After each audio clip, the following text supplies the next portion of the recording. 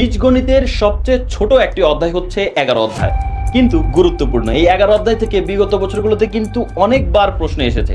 তো আজকে তোমাদের মাত্র দুইটা সৃজনশীল দেখাবো, যে দুইটা সৃজনশীল থেকে ইনশাল্লাহ 11 অধ্যায় থেকে প্রশ্ন আসলে কমন আসবেই। আমরা যদি এখানে দেখি প্রথম সৃজনশীল যেটা, এই যে এই সৃজনশীলটা একটু ভালো করে দেখবা তোমরা। এখানে হচ্ছে আমাদের এই যে এখানে পাওয়ার 1/a⁶, 1/b⁶, এই টাইপের ম্যাথ, এই রিলেটেড আরো অনেকগুলো ম্যাথ আছে বইয়ের মধ্যে, দেখবা এই ম্যাথটা খুবই গুরুত্বপূর্ণ। তাছাড়া এই যে দেখো p+4a/p-4a, আবার p+4b/p-4b = 2, এটা প্রমাণ করতে হবে আর কি, বাম পক্ষ সমান ডান পক্ষ প্রমাণ করতে হবে। এই প্রশ্নটা কিন্তু খুবই গুরুত্বপূর্ণ। তো এই সৃজনশীলটা ভালো করে দেখবা। এর পরবর্তীতে আরেকটা সৃজনশীল দিলাম, এই সৃজনশীলটাও ভালো করে দেখবে। এই দুইটা সৃজনশীল ভালো করে দেখবা, ইনশাল্লাহ 11 অধ্যায় থেকে প্রশ্ন কমন আসলে এই দুইটা সৃজনশীল থেকেই চলে আসবে। আর তাছাড়া আরো কিছু প্রশ্ন আছে যেগুলো তোমাকে প্র্যাকটিস করে যেতে হবে, যদি একটু ঘুরাই ফিরাই দেয় তাও এগুলোর বাইরে আর দিবে না। তো এখানে মাত্র 3টা প্রশ্ন, এই 3টা প্রশ্ন একটু প্র্যাকটিস করে যাবে, ওই দুইটা সৃজনশীল আর এখানে মাত্র 3টা খুচরা প্রশ্ন দিলাম।